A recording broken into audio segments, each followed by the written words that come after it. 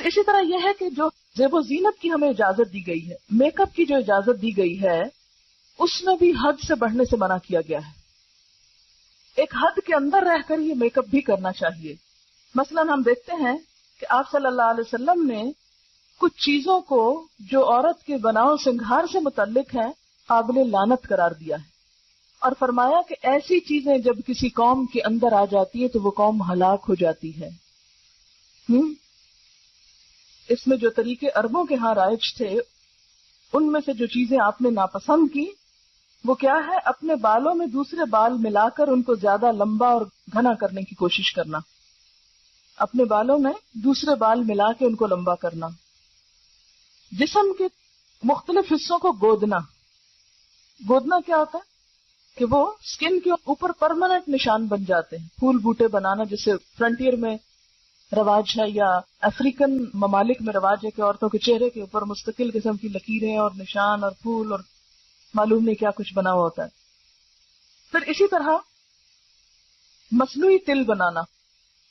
عربوں کے ہاں یہ رواج تھا کہ کہیں پر کالا سرما لگا کے گال پہ یا ٹھوڑی پہ یا کہیں بھی، یہ ہمارے ہاں بھی یہ رواج موجود ہے، خوبصورت لگنے کے لیے یا اٹریکٹیو ہوتے ہیں نا تل، اگر کسی مخصوص جگہ پر ہو تو اس سے بھی روکا گیا کیونکہ وہ جسم کا حصہ نہیں. پھر اسی طرح بال اکھاڑ کر بھووں کی خاص وضع بنانا، بھووں کی شیپ بنانا، دانتوں کو گھس گھس کر باریک بنانا، یا دانتوں کے درمیان مصنوعی خلا پیدا کرنا، یعنی دانت کھلے کرنا خوبصورت لگنے کے لیے، یا زعفران یا ورس وغیرہ کے مصنوعی ابٹنے مل کر چہرے پر مصنوعی رنگ پیدا کرنا. زعفران جو پیلا رنگ ہوتا ہے یعنی بالکل ایک مصنوعی اور ہی رنگ نظر آ رہا ہے نا، لیکن اس کے علاوہ باقی چیزوں کی اجازت. اس میں آپ دیکھیں کہ کوئی بھی ایسا کام کرنا کہ جس سے ایک دھوکہ ہو، انسان ہو کچھ اور بالکل کچھ اور نظر آئے اور دوسرا انسان اس کو اصل سمجھنے لگے، یہ چیز تو منع ہے. لیکن کچھ چیزیں ایسی ہیں جیسے سرما لگا رہے ہیں آپ، تو سب کو پتا یہ سرما ہے، اور آنکھ کے اندر جو کچھ وہ نظر آ رہا ہے نا کالا کالا، اور اگر تھوڑا باہر بھی نکال لیے تو کوئی حرج نہیں، تو وہ سرما ہی ہے. اسی طرح اگر آپ لپسٹک لگا رہے ہیں تو سب کو پتا کہ یہ ہونٹ کا رنگ نہیں ہے، یہ اوپر لال رنگ لگا ہوا ہے. تو اس میں جو بھی دیکھ رہا ہے وہ خوبصورت تو لگ رہا ہے انسان، لیکن دھوکے کا اندیشہ نہیں ہے اس میں. وہ جو اپٹن مل کے رنگ پیلا کر لینا یا سکن کا کلر بدل دینا جو ہے وہ دھوکے کی کیفیت ہے، کیونکہ اصل چیز بالکل ہی نیچے سے چھپ گئی ہے.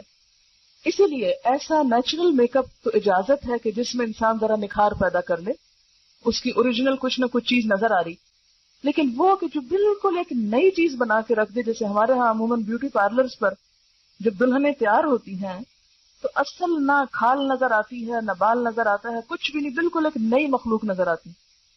اور جب شوہر ان کو اس روپ میں دیکھتا ہے تو ایکسپیکٹ کرتا ہے کہ بیوی ایسی ہو. تو اس لیے دلہنوں کو بھی ایسا سنگھار کرنے سے روکا گیا ہے کہ جو بالکل آرٹیفیشل قسم کا ہے. کوئی بھی پرماننٹ نقش و نگار جیسے وہ گودنا اور گدوانا جس کو کہتے ہیں، یا آرٹیفیشل اتنی کلر کوٹنگ کہ اصل سکن کا پتہ ہی نہ چلے، یا اسی طرح بھووں کی اصل شیپ کو بدل کر کچھ سے کچھ یا ساری اتار کے تو اپنی مرضی سے پینسل لگا کے ایک نئی شیپ دینا، یہ سب اس میں آ جاتا ہے. ہاں بھویں مثلاً یہاں سے دو جڑی ہوئی ہیں تو اب یہ کیا ہے کہ یہ ایک اوریجنل عورت کی شکل نہیں ہوتی، ایک بیماری آپ کہہ سکتے ہیں. تو اس میں اگر ان کو الگ کر لیا جائے تو وہ فطرت پر لانا ہے. فطرت میں تبدیلی نہیں ہے. فطرت میں تبدیلی کیا ہے کہ اصل سارا کچھ اتار دیا آپ نے اور اپنی مرضی سے لگایا. اور یہ جو دو جڑے ہوئے ہیں ان کو الگ کرنا فطرت میں تبدیلی نہیں، فطرت پر لانا ہے. تو یہ ایک اصول کے طور پر سمجھ لیں کہ کوئی بھی ایسی چیز جو فطرت پر لانے میں مدد دے رہی ہے، اگرچہ وہ کچھ چینج کا تقاضا کر رہی ہے تو کوئی حرج نہیں، لیکن اگر وہ اللہ کی ساخت جیسے فَلَا يُغَيِّرُنَّ خَلْقَ اللَّهِ میں پیچھے آپ پڑ چکے ہیں، اللہ کی ساخت تو بدل رہی ہے تو وہ درست نہیں. یہ چیزیں اس لیے روکی گئی کہ یہ انسان کی صحت کے لیے بھی نقصان دہ ہے. آپ دیکھیں نا اپنے بالوں میں دوسرے کسی مردے کے بال وہ کاٹ کے لے آئے اور لگا دیے آپ نے، تو وہ ایک ہو سکتا کہ آپ کے اور اس کی جو جسم کی بیماریاں ہیں یا اور چیزیں ہیں ان میں کچھ فرق ہو تو وہ دوسرے کے بالوں سے ٹرانسفر ہو کر آپ کے اندر چلے جائیں. یا سب سے بڑی بات یہ کہ دھوکہ دینا منع ہے. کہ کوئی سمجھے کہ یہ اس کے اپنے بال ہیں اور اپنے ہیں نہیں. تو یہ ساری چیزیں جو ہیں جو دھوکہ دہی میں آئے، فطرت کو بدلنے میں آئے، اللہ کی ساخت بدلنے میں آئے، وہ چیزیں درست نہیں ہیں. پھر اسی طرح زینت کا جو ہے ذکر ہوا کہ جس سے انسان آرائش کرتا ہے اپنی، تو اس میں بھی غلو سے کام نہیں لینا چاہیے. اب یہاں سے کوئی یہ نہ سمجھے کہ قرآن تو کہتا ہے بیوٹیفائی کرو اپنے آپ کو، لہذا جس طرح چاہو کرو. یہ معنی نہیں ہے اس کا، کیونکہ بیوٹیفیکیشن میں بھی اللہ تعالیٰ نے اور اس کے رسول صلی اللہ علیہ وسلم نے کچھ حدود مقرر کی ہیں. مثلا حدیث میں آتا ہے لعن الرسول علیہ الصلاۃ والسلام الواشمۃ والمستوشمۃ والواشرۃ والمستوشرۃ. رسول اللہ صلی اللہ علیہ وسلم نے لعنت فرمائی ہے گودنے والی پر، گودوانے والی پر، دانتوں کو نوکدار بنانے والی پر، اور اس پر جو دانتوں کو نوکدار بنوائے. یعنی ایسا طریقہ اختیار کرنا کہ جو پرماننٹ میک اپ کی قسمیں ہوتی ہیں، کہ مثلاً یعنی ٹیٹوز جس کو کہتے ہیں، تو ٹیٹوز صرف بلو کلر کے نہیں یا بلیک نہیں ہوتے، بلکہ اب میک اپ کی غرض سے بھی استعمال ہو رہے ہیں، اس سے بھی منع کیا گیا ہے. یعنی گودنا جو ہے وہ اس میں شامل ہوتا ہے. اور اسی طرح جو دوسری چیز ہے دانتوں کو نوکدار بنوانا، یہ اس دور میں لوگ کیا کرتے تھے، گھسا گھسا کے دانتوں کی شیپ فرق کر لیتے تھے. بریسز لگانا نہیں مراد، وہ تو اس میں تو ٹریٹمنٹ بھی ہوتی ہے نا، لیکن ایسی بیوٹیفیکیشن کہ جس سے خلق میں تبدیلی ہو جائے.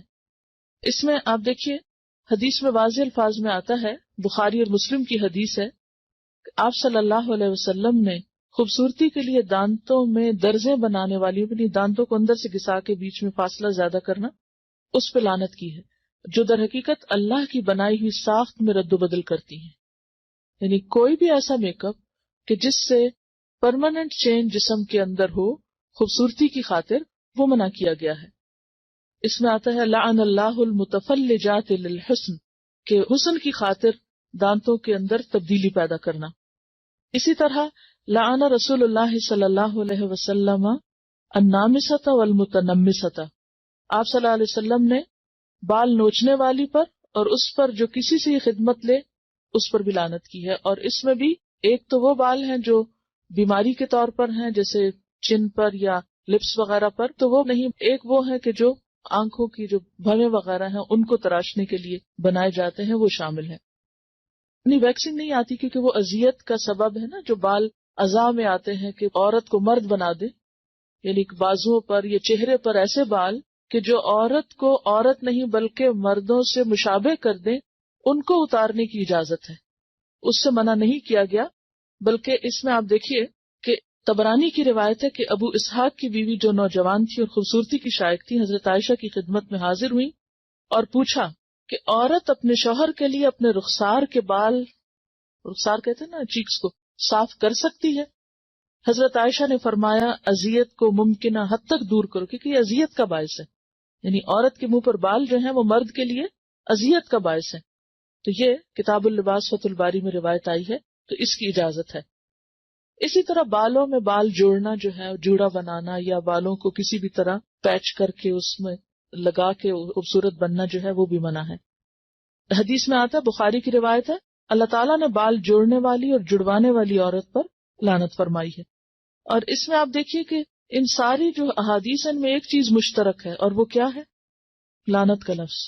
یعنی اللہ کی رحمت سے دور ہیں ایسے لوگ. ایک اور حدیث میں آتا ہے کہ بنی اسرائیل اس وقت ہلاک ہوئے جب ان کی عورتوں نے ایسے کام کیے. یعنی بنی اسرائیل کی ہلاکت کے پیچھے بھی ان کی عورتوں کی حد سے زیادہ زینت میں دلچسپی تھی. پھر اسی طرح ایک اور حدیث ہے جس سے پتہ چلتا ہے کہ بالوں کے اندر اگر کوئی جیسے دھاگے کے یا اون کے کوئی پیچز لگائے جائے تو منع نہیں ہے زینت کے لیے.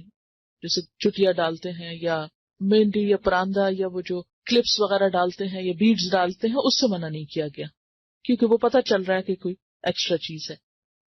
اور پھر اسی طرح یہ ہے کہ خضاب لگانا جو ہے، یعنی بالوں کو رنگ لگانا، اس میں سیاہ رنگ سے منع کیا گیا ہے. لیکن جو نیچرل کلر ہیں جیسے مہندی ہے یا کوئی بھی نیچرل کلر ہے اس کی اجازت ہے. بالکل ٹوٹلی کالا کرنا جو ہے وہ منع ہے، مگر کالے کے علاوہ اور رنگ جو ہے ان کی رخصت ملتی ہے. اس میں ہم دیکھتے ہیں کہ واضح طور پر حکم ہے. ابو ہریرہ کی روایت ہے کہ نبی صلی اللہ علیہ وسلم نے فرمایا، یہود و نصارہ خضاب نہیں لگاتے تم ان کے خلاف طرز عمل اختیار کرو، یعنی بال سفید رکھنا پسندیدہ نہیں، ان کو رنگنا زیادہ پسندیدہ ہے. ٹھیک ہے، یعنی بعض لوگوں کا خیال یہ ہے کہ کلر کرنا جو ہے، یہ خضاب لگانا جو ہے، وہ شاید تقوی کے خلاف ہے. تو اس کے برعکس آپ نے کیا فرمایا کہ یہود و نصارہ اس کو نہیں پسند کرتے، کیونکہ ان کے ہاں بزرگی کی علامت کیا ہے کہ اپنے بال وائٹ کر لو. لیکن آپ نے کیا فرمایا کہ نہیں، تم رنگو. اور اس میں ہم دیکھتے ہیں کہ حضرت ابو بکر اور حضرت عمر خضاب لگاتے تھے، لیکن بعض صحابہ کو پسند نہیں تھا، جیسے طبعی طور پر جیسے حضرت علی ہیں، ابی ابن کعب، حضرت انس، ان کو پسند نہیں تھا. تو یہ نہیں کہا گیا کہ تم ضرور لگاؤ، یعنی تاکید بھی نہیں کی کہ کیوں. اگر کوئی اس لیے نہیں کر رہا، یعنی کسی اور قوم کی مشابہت میں نہیں کر رہا، اپنی ذاتی دلچسپی کی بنا پر اس کو نہیں شوق لگانے کا، تو اس کے لیے رعایت ہے. ایسا بھی نہیں کہ وہ ضرور ہی لگائے، لیکن لگانا جو ہے اس میں ممانعت نہیں. ہاں، اب کیا لگایا جائے اور کیا نہ لگایا جائے، اس کے اوپر توجہ کرنے کی ضرورت ہے.